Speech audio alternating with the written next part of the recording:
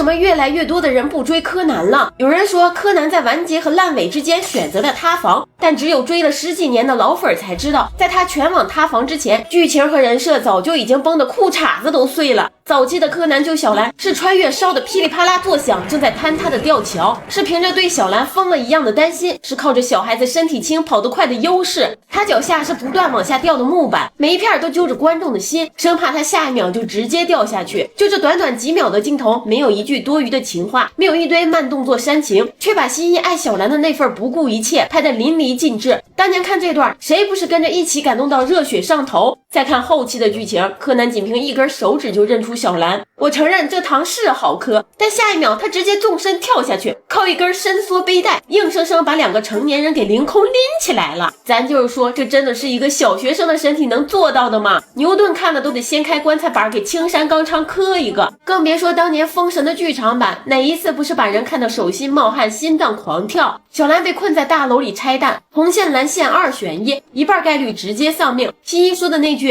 死ぬ時は一緒だぜ。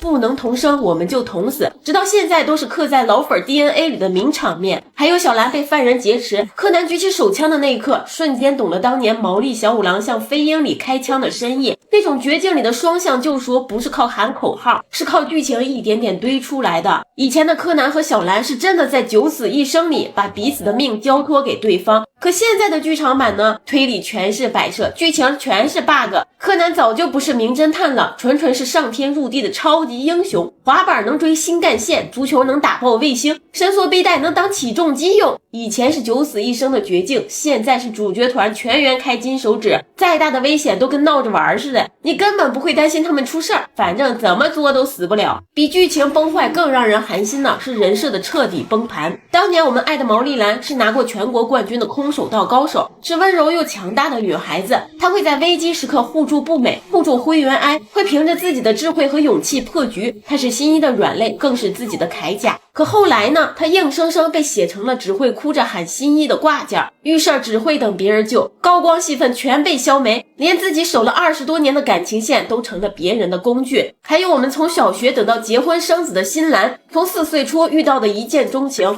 到伦敦大本钟的告白，再到清水寺的世纪之吻，多少人守了20多年，就等着这对纯爱天花板有个圆满的结局。结果呢，青山刚昌亲手把这份白月光撕得稀碎，搞了一堆膈应人的阴间骚操作，让我们守了半辈子的意难平，最后成了全网的笑话。更别说最核心的推理剧情，早期的柯南是多少人的推理启蒙，绷带怪人、图书馆长，哪个不是逻辑在线，反转拉满，童年阴影到现在都忘不了。可现在的案件，凶手全是降智操作，动机全是鸡毛蒜皮，线索全是强行喂到嘴边，柯南破案纯靠开挂，连最基本的本格推理都快丢得一干二净了。其实我们不是不追柯南了，我们只是追不动了。我们怀念的不是那个永远长不大的小学生，是当年守在电视机前跟着柯南一起紧张一起感动的自己，是那个有血有肉有笑有泪的一家三口，是那份藏在推理背后纯粹又坚定的爱与正义。可现在他早就不是我们记忆里的样子了。可为什么我们还没有彻底弃坑？因为它是刻在骨子里的童年，是我们一去不回的青春。我们不会再为它疯狂氪金，不会再为任何谷子周边买单，只会反反复复刷着前面的几百集。因为当年的柯南真的教会了我们太多，他教我们生命至上，教我们正义永远不会缺席，教我们纯粹的爱意能跨越万难，教我们朋友之间最珍贵的信任与担当。我们放不下的不是没完没了的更新剧情，而是当年那个守在屏幕前眼里有光的自己，和那段再也回不去的有柯南陪伴的童年时光。最后，如果看到这里，我想问屏幕前的你，还会反复去看早期剧情吗？